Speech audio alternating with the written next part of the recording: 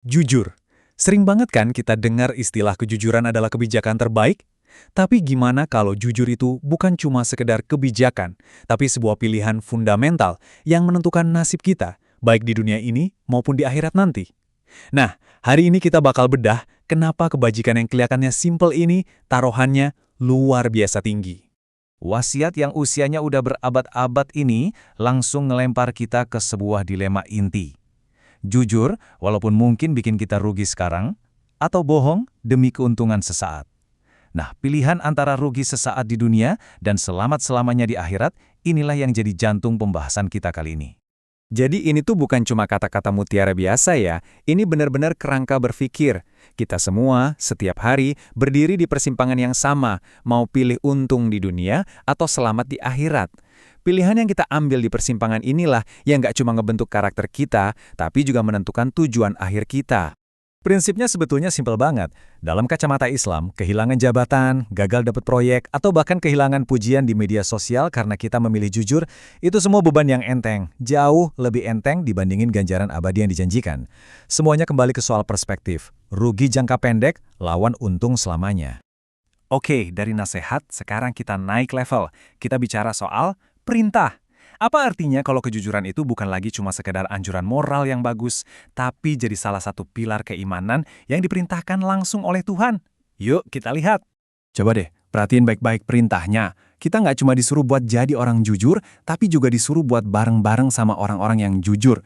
Ini tuh hint yang kuat banget loh. Artinya, kejujuran itu sebuah ekosistem. Kita nggak bisa bangun sendirian. Lingkungan kita itu bisa ngebentuk atau justru ngehancurin integritas kita. Nah, di sini kita bisa lihat betapa bedanya dua jalur ini. Bener-bener hitam putih, nggak ada area abu-abu. Menurut hadis, kejujuran itu kayak benih yang pasti tumbuhnya jadi kebaikan, dan ujung jalannya, surga. Sebaliknya, dusta, sekecil apapun itu, ibarat gerbang tol pertama menuju kejahatan, dan ujung jalannya, neraka. Konsekuensinya, udah jelas banget. Oke, teori udah, prinsip udah, sekarang mari kita lihat gimana semua ini berjalan di dunia nyata, di momen-momen krusial yang menentukan. Kita akan masuk ke 3 kisah nyata yang nunjukin betapa tingginya taruhan dari sebuah kejujuran. Kisah pertama tentang Ka'ab bin Malik. Coba deh, bayangin posisinya. Semua temennya yang juga nggak ikut perang udah pada ngeles, bikin alasan bohong, dan aman. Diterima lagi sama komunitas, tinggal dia sendirian. Tekanannya pasti luar biasa kan? Kira-kira apa yang bakal dia pilih?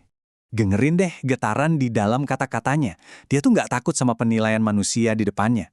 Tapi dia gemetar, cuma ngebayangin murka Tuhannya. Dia lebih milih kejujuran yang pahit dan bikin dia dikucilkan demi ngehindarin murka yang abadi. Nah, inilah inti dari keberanian yang sejati. Dan inilah hasilnya. Bohong mungkin bisa nyelamatin dia dari omongan orang atau teguran sesaat. Tapi kejujurannya nyelamatin dia dari murka Allah. Taubatnya diterima, bahkan diabadikan langsung dalam Al-Quran. Ini penyelamatan di level tertinggi. Lanjut ke kisah kedua. Nah, yang ini tentang ujian integritas pas gak ada siapa-siapa yang lihat. Ini adalah tes kejujuran yang paling murni. Khalifah Umar pengen tahu, apa sih yang dilakuin seseorang ketika dia mikir gak ada bos, gak ada atasan, gak ada yang ngawasin. Tawarannya gampang banget kan? Logis, masuk akal. Sebuah kebohongan kecil yang kelihatannya nggak bakal ngerugiin siapa-siapa, tapi ngasih keuntungan instan. Ini godaan yang umum banget kita temui kan? Hening sejenak, cuma 4 kata sederhana, lalu di mana Allah? Tapi cukup buat bikin seorang khalifah gemetar. Jawaban ini jadi pengingat buat kita semua, kalau pengawas sejati kita itu bukan bos, bukan pemerintah. Pengawas sejati itu selalu ada. Dan integritas yang beneran itu gak butuh penonton. Untuk kisah terakhir, kita bakal lihat gimana satu tindakan jujur yang kelihatannya kecil bisa bikin gelombang besar yang mengubah sejarah. Ini bukti nyata kalau integritas itu punya efek domino yang luar biasa. Polanya sama lagi kan? Godaan buat curang dikit aja demi untung lebih. Sang ibu pakai logika yang sama. Penguasa, yaitu Umar, lagi nggak di situ. Nggak ada yang ngawasin. Jadi ya aman-aman aja kan?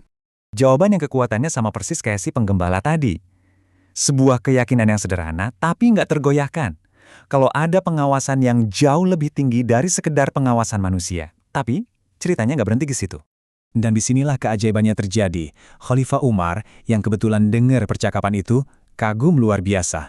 Dari satu tindakan kecil menolak nyampur susu dengan air, lahir sebuah garis keturunan yang menghasilkan salah satu khalifah paling legendaris dalam sejarah Islam. Satu kejujuran, melahirkan generasi pemimpin. Wow!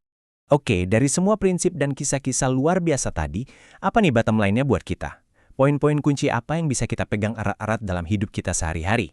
Jadi intinya gini, kejujuran itu bukan biaya, tapi investasi terbaik yang bisa kita lakuin. Investasi buat karakter kita, buat hubungan kita sama Tuhan, dan buat warisan yang bakal kita tinggalin. Mungkin emang terasa berat di dunia, tapi ganjarannya abadi. Dan sebagai penutup, saya mau tinggalin satu pertanyaan buat kita semua renungkan. Saat nggak ada atasan, nggak ada kamera, nggak ada siapapun yang ngawasin, kejujuran Anda yang sesungguhnya lagi diuji. Jawaban Anda atas pertanyaan itu, itulah diri Anda yang sebenarnya. Terima kasih sudah menyimak,